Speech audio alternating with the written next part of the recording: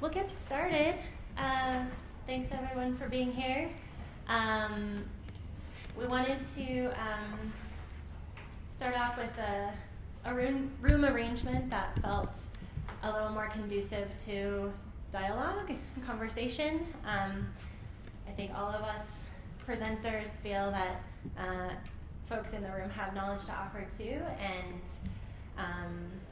I will say for myself, I don't feel much of a seed expert, just wanting to share my experiences. So yeah, we'll just start with some introductions, and then I'm going to share a little bit about how I started a seed library in my community in Sioux Falls, and then Trish and Jeremy are going to talk a little bit about the seed community out here. So we are not going to be really delving into technical aspects of seed saving, so I know the title and description were a bit vague, so I just wanted to be clear on that.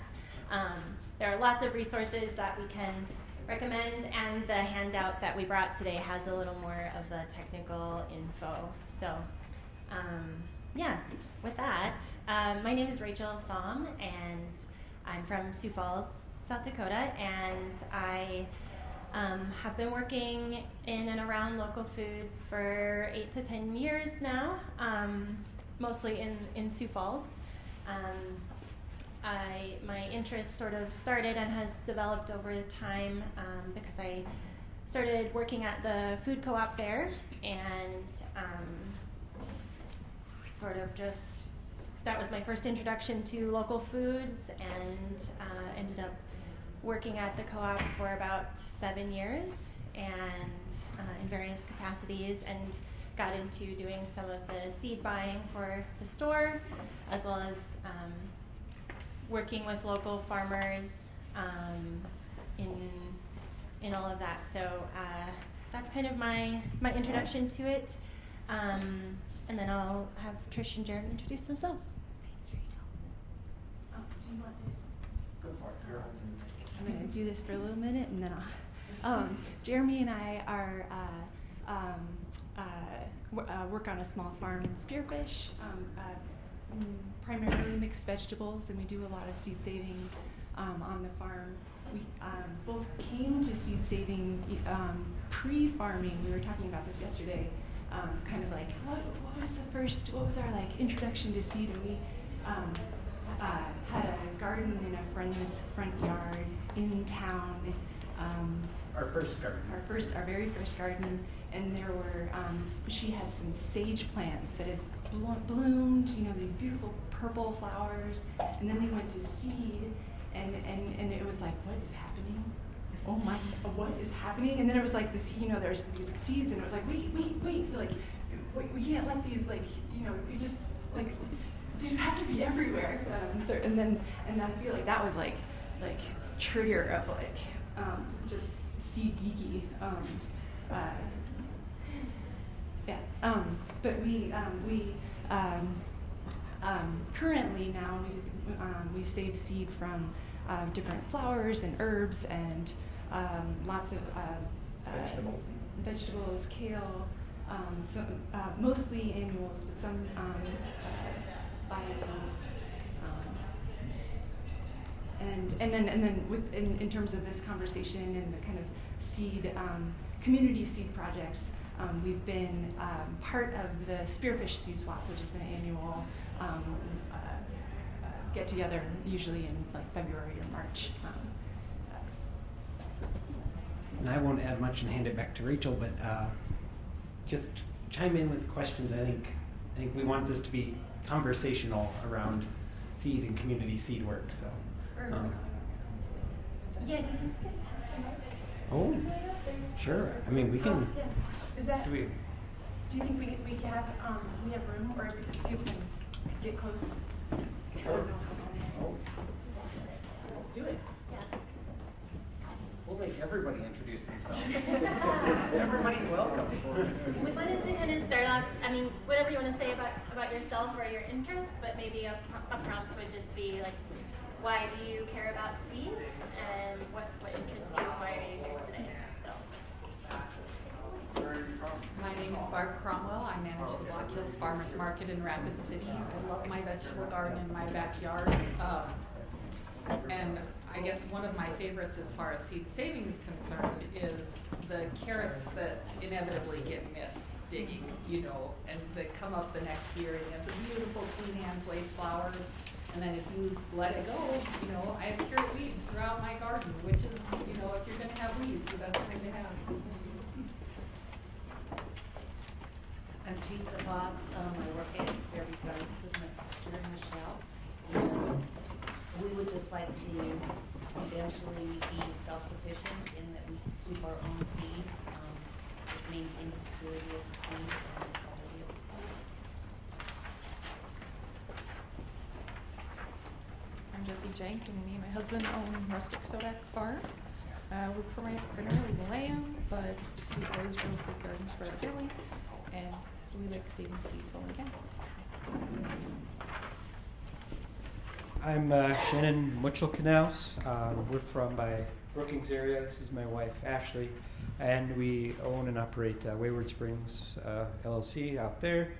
And I don't know if we save a lot of vegetable seeds. I have a few pepper varieties that I don't know where to purchase. I don't think that I can purchase them, so I do try to isolate and save those seeds. But I also save seeds from a lot of fruit that I encounter, maybe traveling around, exotic fruit, and propagate those and then use them as rootstock for grafting. Hi, I'm Jenny Billings from Custer. I was a florist for 35 years in the Custer area, but now that I'm retired, I'm focusing more on gardening with my garden club in Custer, which I was a founding member of.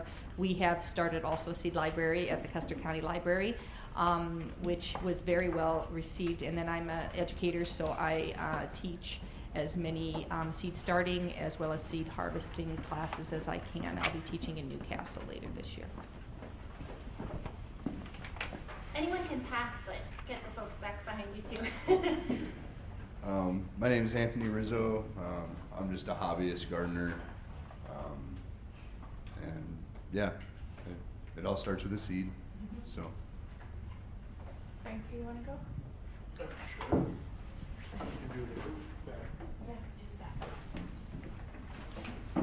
So I'm Frank James, Director of Dakota Rural Action, and I'm kind of between my gardening exploits right now, so I haven't saved any seeds.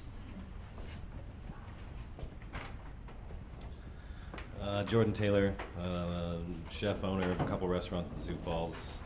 Recently built a garden in my backyard, a couple of them, and that's why I'm here.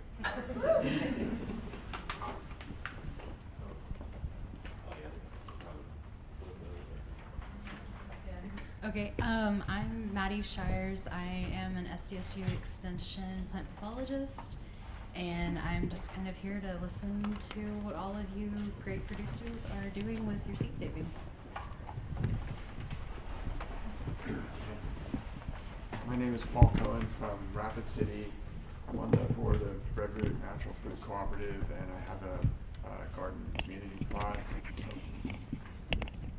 interested as well? Oh boy. I'm Julie Shipke. I live in Deadwood. I'm a volunteer gardener at the Adams House. I'm a tree farmer, so we have some land, so we have a management plan, and also trying to grow vegetables not very successfully on our property. It's challenging. Yeah. I'm Heidi from Hikus Farms in Vermillion, and I do a CSA, and I'm just learning more about seed saving. So.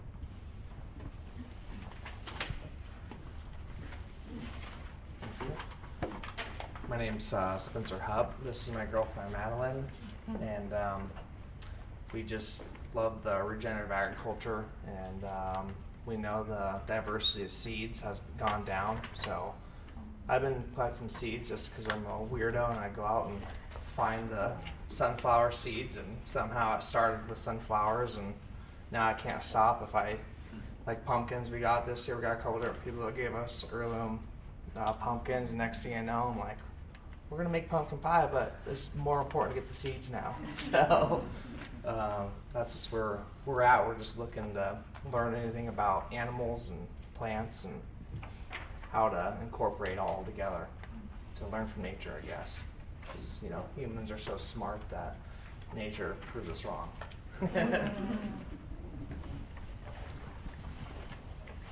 Hello everybody, my name is Ewan Corral and I am also staff at Dakota Rural Action, and I am certainly my community seed theft person, and I love to collect seeds wherever I go and on my travels, and I regularly bring home seeds from all around.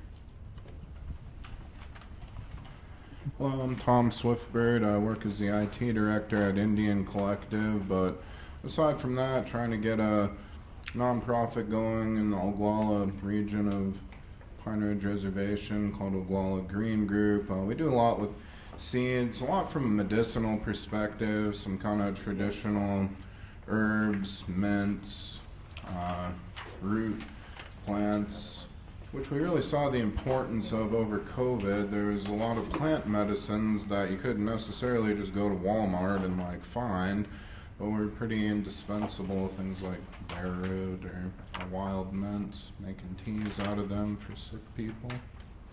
Yep, that's all for me. Hi, my name is Gabby. I have a couple reasons for being in here. I think Trish and Jeremy are really cool people that I like sharing spaces with as often as I can. As far as my connection to seed saving, I have hosted a lot of garden classes with youth, and seed saving is one of the most engaging and satisfying activities for them, and I've even let them name the seeds after they've collected them, just based on what the tomatoes looked like. You know, those heirlooms, they got big. Ruby Hearts was one that I remember specifically. And another reason is just that, just like there's power in knowing where our food comes from, there's also power in knowing where our seeds come from, because we know some of those big companies are not held accountable for the way that they're saved. Did I miss anybody who didn't go? No, you want to pass it a little bit? The introduction, Sharon. What do you love about seeds? I'm sorry I was late. I went to the wrong room. I'm Sharon Mahoney from Youth and Family Services, and I'm not sure what you were asking us to share. Just about why you love seeds, or what Why I brings you love to seeds? a I have topic. always loved seeds. I think I was born loving seeds, and finally recognized it as a real passion for gardening and local food and all of the above. Thank you.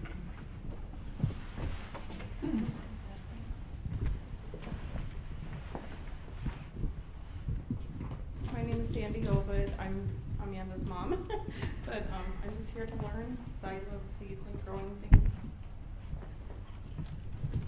I call it forced family fun.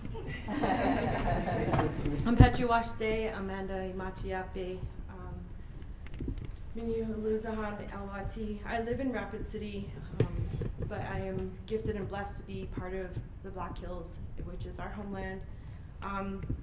Why seeds? Life begins there, and it's new life. And more importantly, with COVID and the things like he shared and what Anthony shared, is it begins with the seed. I have a lot of involvement, 37 years with the youth, and I'm doing things with Youth and Family Services with Gabby and Miss Sharon, so I love that. And every year what I do is I try to take students out, whether it's through Atiape or another youth program with Lakota Homes. We've done raised garden beds and painted, and we do Lakota name placing with those plants, and we talk to them about the diversity of the plant relatives, the diversity in their home, in their family structure, and then of course in their community, and how to build those communities. And it's through food and fellowship. But it starts with the seed. And so I'm honored and blessed to be here, and thank you. Hi, I'm Whitney, and my seed habit started, I used to work for the Denver Botanic Gardens, and I was really fortunate to get to, I spent a lot of my time collecting and cleaning seeds and from all around the world, and I just fell in love with, you know, that whole process and just having it in my hands. And I'd really like to learn more about seed libraries and how to get more people, part of that magic. Hi, I'm Lauren Forsch. I opened a restaurant north of Pier, and I, prior to doing that, turned my lawn into a production garden and pollinator garden, which Rachel now gets to manage because I'm gone all summer long. So I love that that project is now a community project, and I like being part of the seed economy through that. That's a great word. Seed economy. Great. I'm Chris Cradaville. We're from Martin. We started probably 3-4 years ago saving seed for ourselves, just to eliminate the need and the needing to be reliant on somebody else. That way we have the self-sustainability.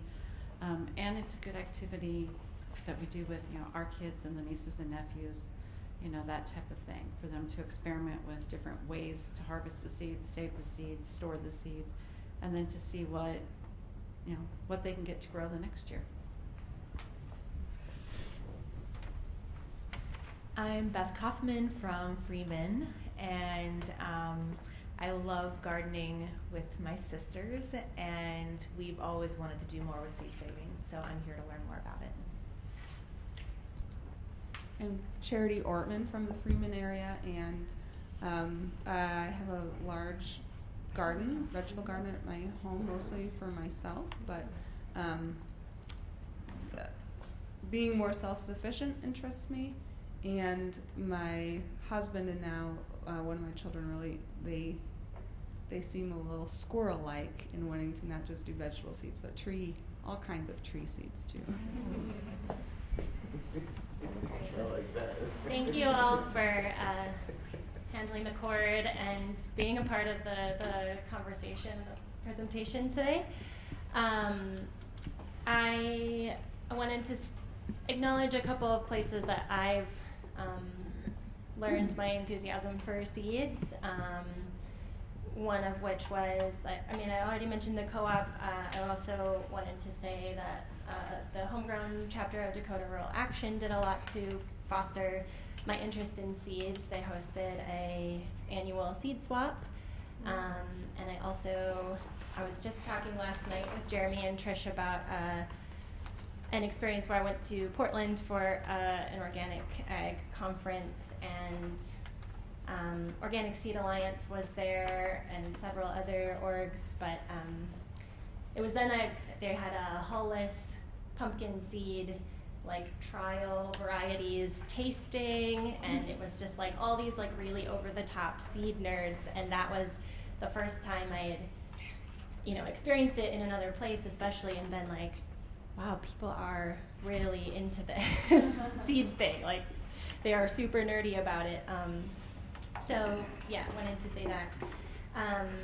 Again, I don't feel like I'm an expert on seed saving or much of what I'm going to talk about today, and it's actually my first time presenting about the seed library to a group, so I may miss things, but if you have questions, we'll try to reserve a little time at the end for that, or as we go along, feel free to raise your hand. They do want us to speak into the mic for the recording, but I wanted to start off by saying that in addition to all, some of my life experiences aiding me in coming to the place of an interest in seeds, I also come from a place of having a vision for my community that involves nutritious local food and a vibrant community of people that surround that. And I keep coming back to a thing that lots of you have said, that it starts with seeds, and the magic of watching a seed grow kind of never gets old for me, but that I want to be a part of that vibrant community of local folks, farmers, seed keepers, educators, that work together to allow for nutritious food and healthy land as well. And I have started to think about my work with the seed library as a way into difficult conversations too, in that a friend pointed out to me once that, talking about gardening is like an easy thing for most people. Even if they aren't gardeners, they had some connection to a garden growing up, or have an interest perhaps, but that starting these conversations about vegetables or flowers can sometimes lead into bigger picture conversations about food or land or community, and so I do appreciate that for it too. The seed library that I organized in Sioux Falls is called Common Roots Seed Library. I have an Instagram page for it. And I started it in the winter of 2021. February is kind of when I first started to put things together. It came out of my interest in food and agriculture, and some work that I was doing with a nonprofit there, and I just realized, like, someone's got to do this. I want this for our community. I think I can do it. So with some help of some supportive folks, I started with wanting to gauge interest in the Sioux Falls community. I thought, well, I know some people in my close circle, but I don't know, are there others that are interested in a seed library as well, and how would it be received? So I initially created a Google survey and put it out on social media, and for someone who doesn't utilize Facebook very much, I was surprised by the amount of responses I got. I had 88 people respond in the first few days, and they were all really enthusiastic. So a lot of folks mentioned an interest in native plant species in particular, pollinator habitat education, a desire for accessibility and more sustainability efforts in our community. So with that, I wanted to go forward. I reached out to a lot of different organizations just to get advice about how to go about it. So I reached out to seed libraries in our region. So I knew of the one in Jenkins, South Dakota, as well as in Omaha, Nebraska. And I just cold called people and asked them how their library worked and what advice they might have for me, as well as reading about seed libraries in other parts of the country, speaking with master gardeners and other like-minded organizations.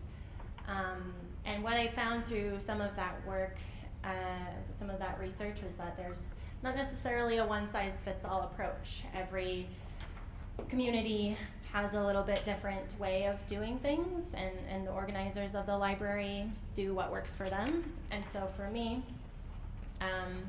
I work full-time, and this is my passion project. And so I'm not, and was not being paid to do it. And so I made decisions accordingly. And so I think if any of you are thinking of starting a library, I guess some of my talk is geared toward tidbits on that. I also encountered a lot of skepticism and maybe confusion, folks who didn't understand the concept, and so that was, that is something, I guess, to perhaps expect if you're starting this in your community. But there are lots of examples across the country and in the region that are doing really great things. So I just tried to showcase those examples and talk about the way it's kind of been normalized all over the place, especially in recent decades. And so, after gathering a lot of information, I started to seek out donations, both from the community and through seed companies. So different libraries do this differently, but at this moment, Common Roots is all 100% donations of seeds and primarily community donations. So I received one donation from a seed company, and then the rest was all unused or partially used packets, or just from folks in the community. Some that has been self-saved for time, and so it looks all different kinds of ways. I have lots of boxes in storage that have yet to be organized. But so then in July of 2021 is when I was able to find a location to house the seed library. I had some partnership with a shelter in downtown Sioux Falls, and so had a space within that building where they were willing to let me house my seed library. It's a big old mail shelf, like mail sorting, so it's got lots of long slots. It doesn't display the seeds great, but it does allow me to organize and sort them, so that's what I use currently still.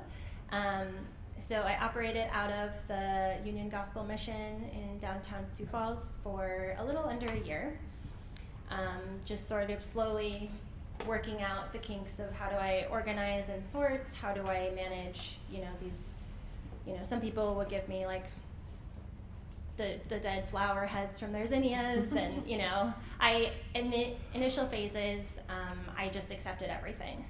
I wanted to make it very low barrier and just encourage people who were excited about giving me seeds to give me seeds. So I took anything of any age and any condition, and am now starting to tighten that up a little bit, but that initially that was the approach I wanted to take. So I worked out some of the organizational pieces and still have more work to do on that, but stayed in the Union Gospel Mission until about March of 2022. And then the partnership with the mission sort of ended on good terms, but they needed the space, and so I started talking to other folks about where else I could have the library. My initial conversations with the public library just needed some more time to develop, so that they could understand what I wanted and I could understand how to work with them. But through a generous friend of mine who owns a retail store downtown, I was able to move the seed library to, it's called Sweetgrass Soapery. It's in downtown Sioux Falls. So Miranda runs the shop there. She's a local artisan and is very connected to farming community as well. And so she offered some space for my seed shelf to exist there. And so that's where it's currently housed. The move to Sweetgrass was a great step forward for me in terms of accessibility for the public and exposure in the community. Lots of people come through the shop and maybe are similarly minded, seeking out the natural products that Miranda offers, and it's gone really well there. So that's the current state of it.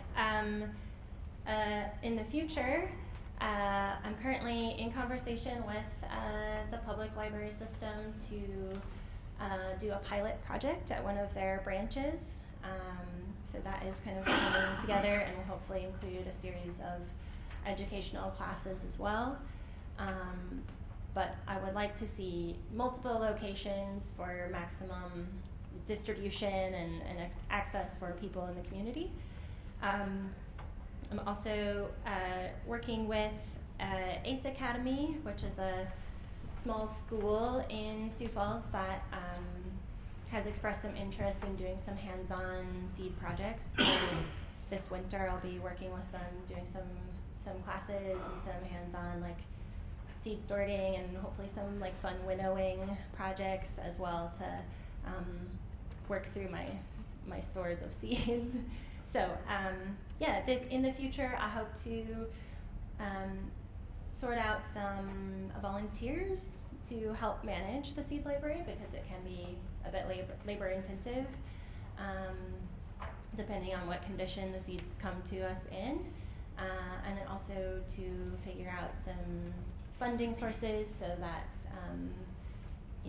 ideally the library takes off and I'm not left with a bunch of seed every year to store. I'm not aiming to be a seed bank, but I want the resources to be in the hands of people who will plant it in the ground. So if that were best case scenario were to happen, then I would probably need to figure out some way to purchase seed and or seek out more donations. So funding is another thing on the horizon. I think that's all I got. I'll hand it over.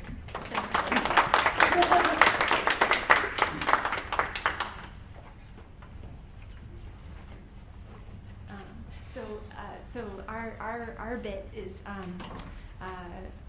Rachel's got the seed library, and Jeremy and I have been a part of the Spearfish Seed Swap, which was or it has been. It was an event that started in 2014. This is eight years in. There's been some modifications the last few years, making it contactless. But we can talk about the beginning of it. We collaborated with good friends, Michelle and Rick with Bear Butte Gardens, and at Master Gardeners, Home Gardeners, and the library in town. And it was important to us to have it be a free event, and it's hard to find public meeting venues that are free, but the library has this awesome little community space, and there's a beautiful symmetry there of sharing seeds and culture and story and sharing books and culture and story, so we reserved space at the library. We put up Xeroxed flyers and put them up in the coffee shops, and made a Facebook page and did all the newspaper happenings, just whatever free ways we could just encourage people to come have a celebration on a snowy day in February. Late February. And in the meeting room there, on the tables, we arranged like signage for family, crop type or family name, and they were in Latin so people could learn. And your curbits and the alliums and the solanaceae kind of arranged by families of people coming with seed had to go figure out where they belonged and what's related to each other, kind of building that seed knowledge as to relatives just by the structure of the tables.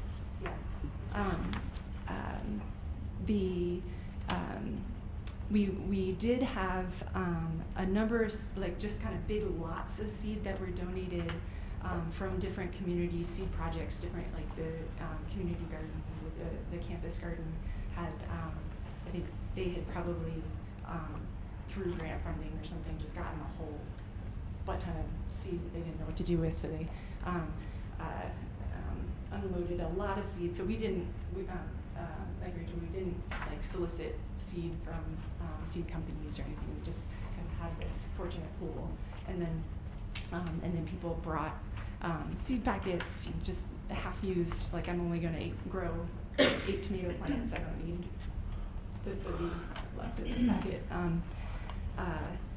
And then part of the seed swap kind of gathering, every year we would have so many presenters on different topics, and everything from winter sowing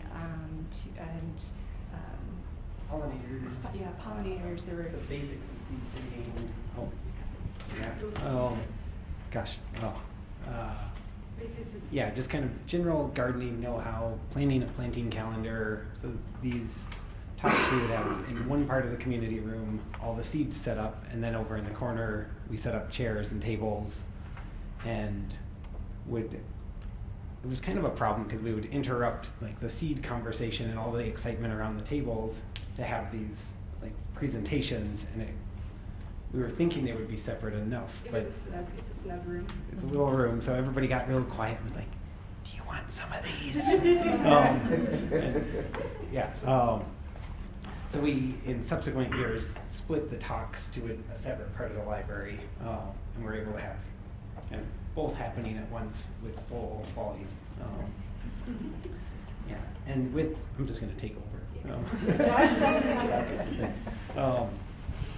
So we would partner for those presentations with farmers or gardeners or the master gardeners or agency folks, just kind of a wide range of people in the community that were excited about some aspect of gardening. So we didn't limit the talks to just seeds, but kind of the event was partly just it's the end of February, it's early March, like spring is coming, like get excited about gardening. So it was this kind of celebration of gardening that we were trying to work seeds into, or enthusiastically combining with seeds. We would always have some hands-on activities. I don't know if anybody saw the seed game that's in front of the auditorium. That came out of one of these seed swaps that it was made for. There were seed bomb making. We would have corn shellers and some of the seed processing equipment on hand just to see what it's like to screen some junky seed. Kids activities, coloring sheets, where we would draw out some fun seed related coloring sheet and then Xerox a bunch of them and just have a stack of crayons, usually under a table. With the librarians, there were seed stories would usually kind of happen. So somebody would sit in a corner and have a little story time. So it worked many different aspects and kind of excitement of seed. Maybe the best part is there's a small ice cream shop in Spearfish, and they were just starting their first year. Was the first year of the seed swap, and we were like, "Hey, you guys, wouldn't it be cool if you collaborated and made some sort of seedy ice cream?" And so every year now they've been they have a special seed swap in camaraderie with the gardeners. They make a whatever something lemon poppy seed or toasted pumpkin seed. Yeah. Sounds good. And usually we would have 60 to 70 people kind of as an attendance at the event, and it would usually be 3 hours on a Sunday afternoon. So and it was a come and go as you please, very informal process. With COVID, we tried to figure out how to have a seed swap and engage the community around seeds in a more contactless way. And Spearfish does have a number of the little free libraries kind of scattered around town, so we utilized those and put together packages or Ziploc bags full of different seeds, little instruction booklets. So on this worksheet, we had the little quarter sheet version of the how to save tomato seeds, and the master gardeners put in some of their information, and we kind of distributed those around town, and that didn't work. Some people had really good interaction with those, but sometimes the whole bag of seeds would disappear, or I don't know, just one of them seemed like nobody ever even looked at the books in the library, let alone the little seeds. So we did, the little free libraries for 2 years, and then this last year in 2022 had a box set up on a table at the library that was kind of a contactless. And that was there for a week. Yeah, it was there for a whole week. The library had the kids' story hour with a seed book. They had all their seed and gardening books out on shelves and kind of filled the library with seediness. And the creamery still did a seed ice cream, and so it was still a community celebration, but toned down a little bit. And so as successes of the seed swap in Spearfish, the gardening celebration, and the free community event, and the kind of net weaving of different agency folks and different organizations, and like building fun connections where we'll meet people that'll be like, oh, we saw you at the seed swap, or we'll have people that know each other through that we interact with. And so those are all like really fun positives of the seed swap.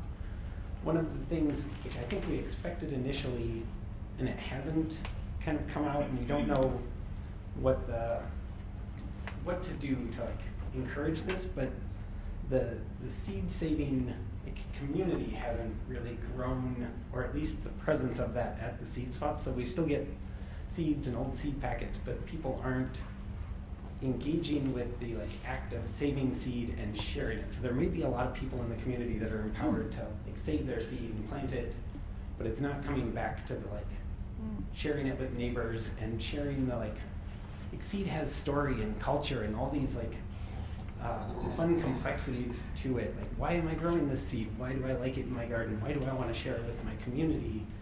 And when they're like the contactless version of like the little free libraries, like those stories don't get shared, and so you're just taking like seed. It becomes a product or like just a thing to use, rather than building that community and building those connections. And so we're trying to figure out for this upcoming seed swap like how to further encourage people to feel empowered to save seed and be confident that like I can share this with my friends and my neighbors and people I don't know. And so whether that looks like, we've been to seed swaps where if you bring seeds, then you like get in free, but then if you're just coming to like hang out, there's a fee. That seems like it could work, or it could discourage people from attending at all. And maybe that's part of. Oh, sorry. Go ahead. Go ahead. She was so rude. The way, the way that we, even just the way that the seeds are displayed at the swap, where they're, like all the greens are in an area, and the tomatoes and peppers, and rather than that way, if people like stood with their seed. So it's like this is a packet of like Burpee's purple green beans that I get at the gas station, but I get it every year. Like I pick up these beans every year to grow them because they're amazing, and they make the like greatest pickled green beans. Like you get to communicate that story with the seed, with the people that are collecting it, rather than it being just this kind of like anonymous like pile of free seeds. Yeah. But we're there's a mix of both kind of happening. Like there are people like talking and sharing. There's also just like what can I get? I think that's the end of our. We have more. We'll get that. Yeah. Oh, and some of the talks kind of touch on the food system and the larger kind of aspects of like how food or how seed relates to like community well-being.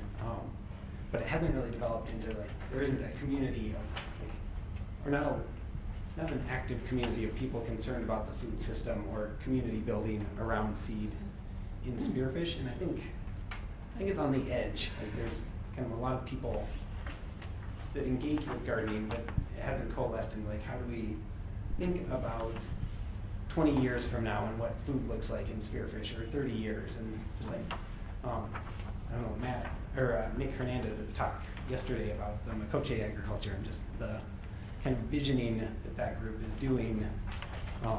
That's not happening in Spearfish, or not that we've been kind of a part of. And I think it's starting with seed is like a good kind of place for that. So that's somewhere we're hoping to see kind of expand.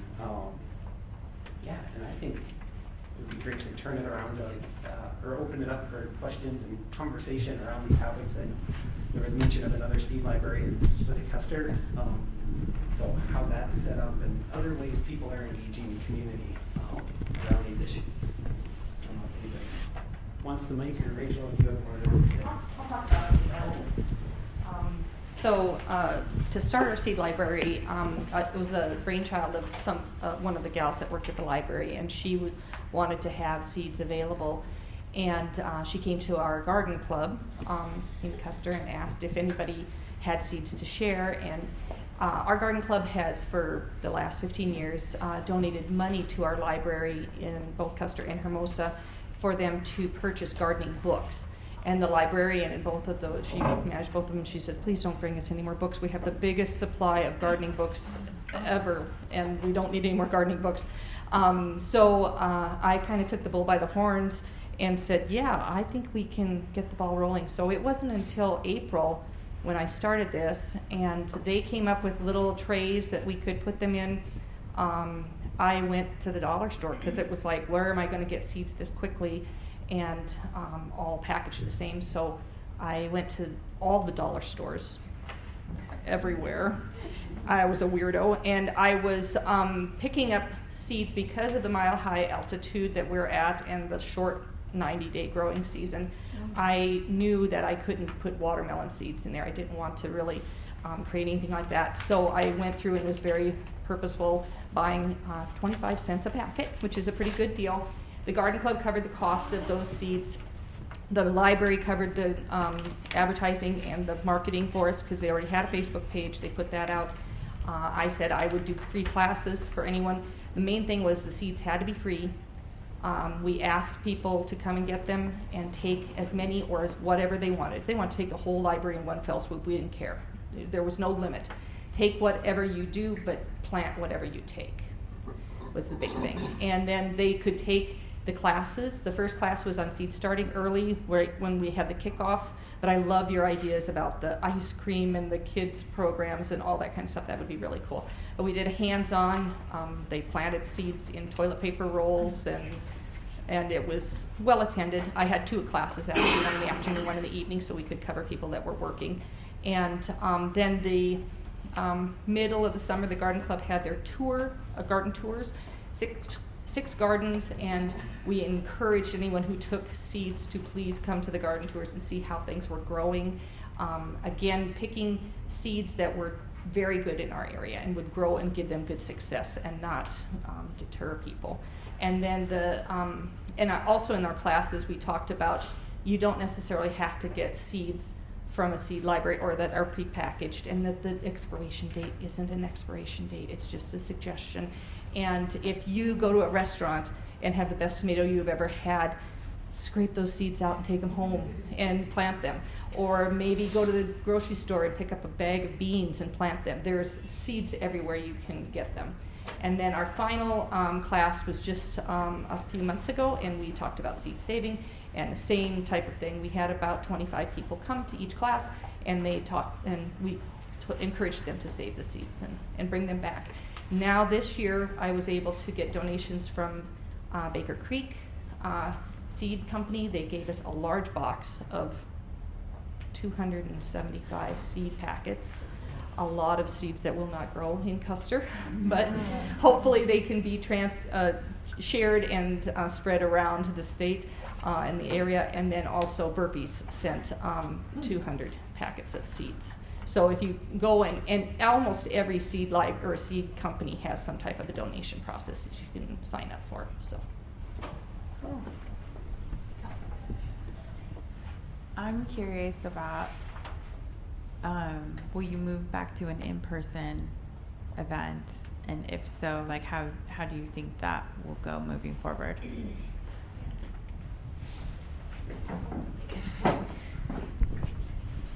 I would guess that it's like an in-person event will have more engagement around seed, and so I think using that, like the fact that it is an in-person event again may be a way of like slightly changing the structure and like figuring out a way of like encouraging that messaging of like saving and sharing seed, or like telling the stories, or like yeah, if there's a way of, maybe it's just starting having the seed swap, same kind of layout, but the start of the seed swap is a few people that brought seed of their own, or like their saved seed, sharing that to the crowd. And it might not catch everybody that's coming in and out, but I think it may be a way of at least communicating like there is story attached to these seeds. So that could be like just the opportunity that COVID presents to like restructure an event. and being able to identify kind of some of the challenges. And we do, we have in the fall, kind of related to this seed workshop you did, we've had seed saving workshops and just like kind of celebrated the process before winter comes to like get ready for sharing seed in the spring. So that's a growing piece.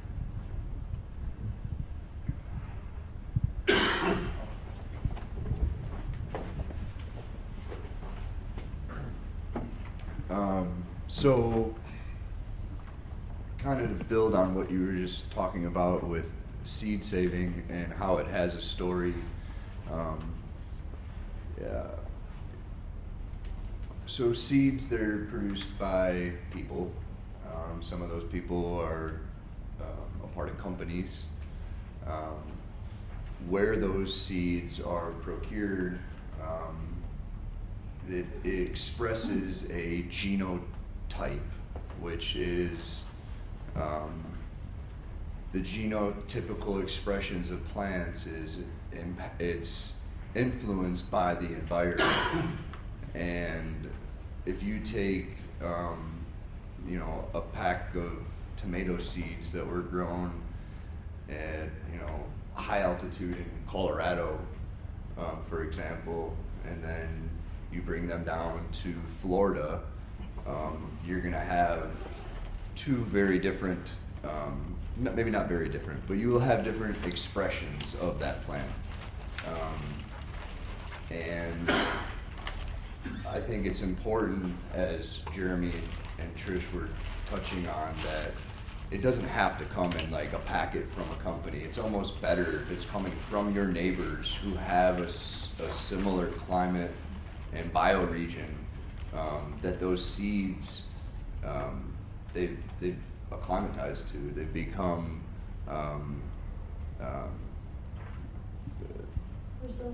resilient to that environment. And so they sort of gain a ancient intelligence, per se, of what to do in that environment.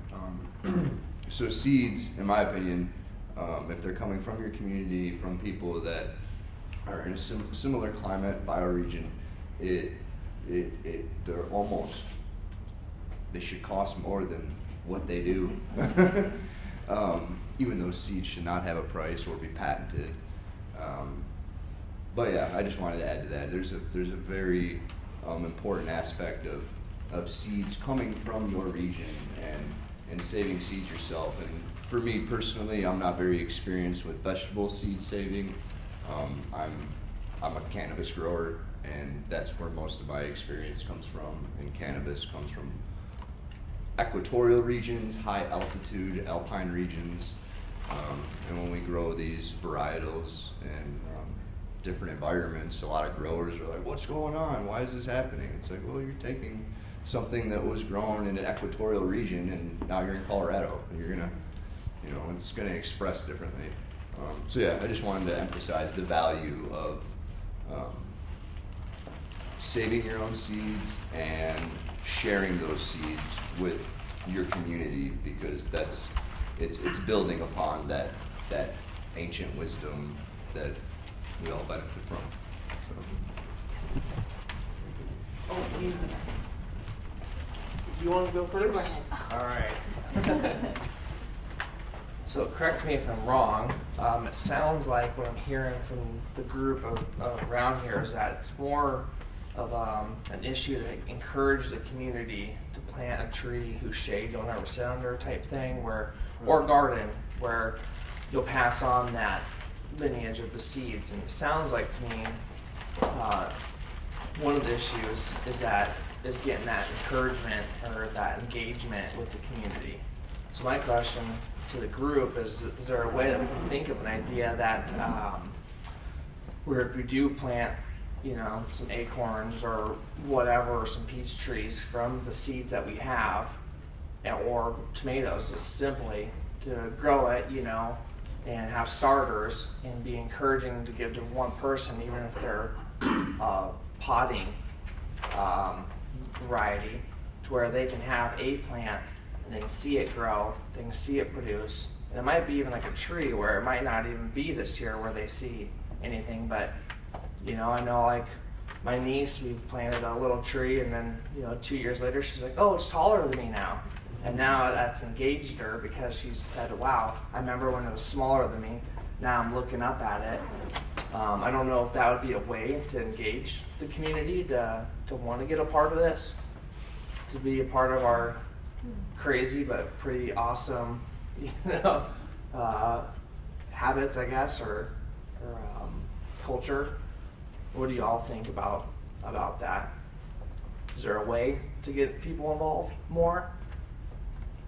I mean, it sounds like you all are doing a great job, you know, and doing fun little, you know, seed bombs and just the seed exchanges, everything is involvement. But do you think just handing people stuff would encourage people to do that? A seed bomb, yeah.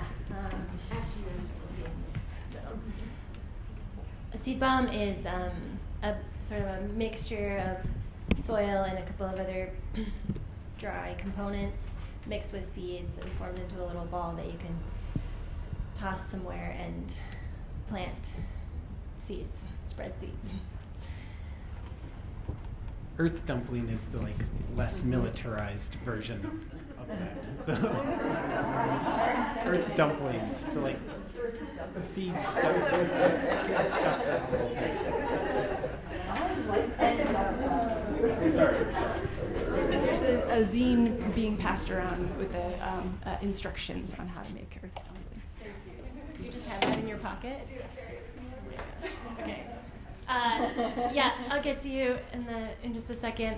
To your point, I think you kind of answered it, like starting with children and encouraging that that fascination and that knowledge from a young age, because I think we're sort of talking about changing culture and shifting really big perceptions of how our food system works, if we get down to it, and the ways of doing things or thinking about seeds and food and culture that we're discussing today have been around for much longer than the modern approaches, and so I think it might be surprising how quickly, especially young people, kind of catch on and get it, and especially with you know, all of the conversation around climate catastrophe and food security and sovereignty. I think that the next generations of people will be looking for different answers than what we've currently been given. So I would say that's my hope. I guess I would add that the just like act of saving one seed, or like that first thing you like grab a tomato and you scoop out the seeds and ferment it or don't ferment it, whatever your process is, and just like the abundance that saving seed like connects you with. I feel like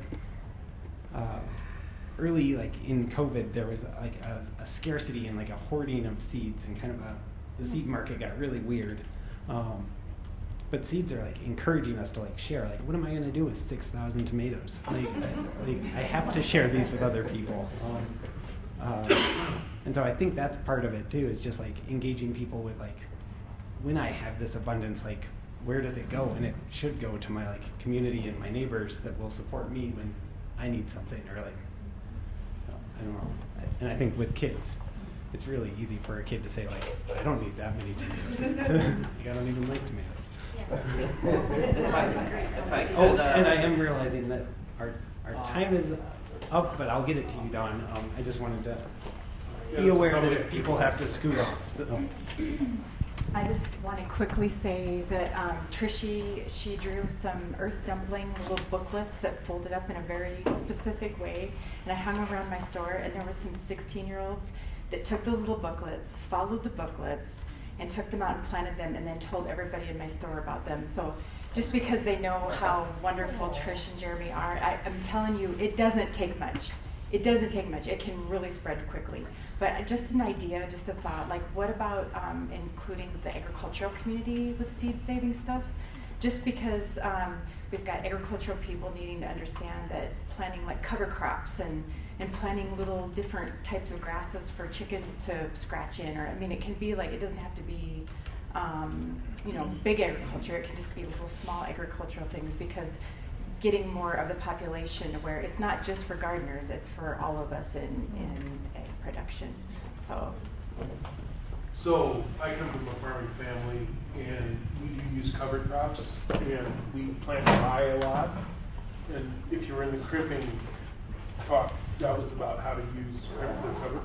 So, So the way we use the rye is we plant it as a cover crop, and then we run our cattle on it for early spring grazing, and then we let it come back and we harvest it.